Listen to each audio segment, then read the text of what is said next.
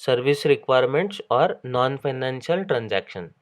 अगर आपको address change करना है, आपका बैंक डिटेल चेंज करना है, जॉइंट होल्डर के डिटेल्स सिग्नेचर्स चेंज करनी है, तो आप वो नॉन फाइनेंशियल ट्रांजैक्शन के तहत कर सकते हो। आपको डॉक्यूमेंट्स देने होंगे प्रूफ के तहत और वो ट्रांजैक्शन एग्जीक्यूट हो जाएगा।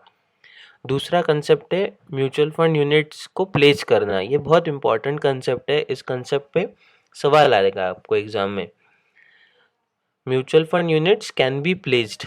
म्यूचुअल फंड यूनिट्स आप गिरवी रख के उस पर पैसा उठा सकते हो। You can borrow funds, right. So mutual fund को यूनिट्स को बोरो प्लेस कर सकते हैं। ये एक सवाल आता है 1 मार्क का।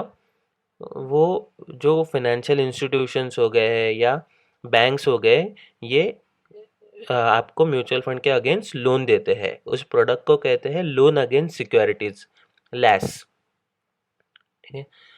आप जब म्यूचुअल फंड के यूनिट प्लेज करते हो तो वो यूनिट्स को लीन मार्क किया जाता है, और जब तक वो लीन मार्क है तब तक आप वो पैसा विड्रॉ नहीं कर सकते हो, रिडम्पशन नहीं कर सकते हो।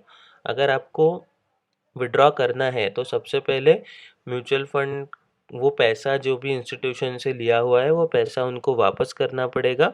उसके बाद में उनके तरफ से सर्टिफिकेट मिलेगा कि पूरा पैसा दे दिया इन लोगों ने, और फिर वो म्यूचुअल फंड में सबमिट करेंगे तो वो लीन मार्क हट जाएगा और फिर आप उसको विड्रॉ कर पाएंगे। ठीक है। Next concept nominee. आप नॉमिनी कभी भी चेंज कर सकते हो। There is no restriction, there are no charges. ठीक है। आपने अगर आप जॉइंट अप्लीकेंट हो तो सब लोगों ने नॉमिनेशन के फॉर्म पे साइन करना चाहिए। नॉमिनी माइनर भी रह सकता है। उस केस में गार्डियन का नाम और गार्डियन की सिग्नेचर मैंडेटरी होती है। ओके।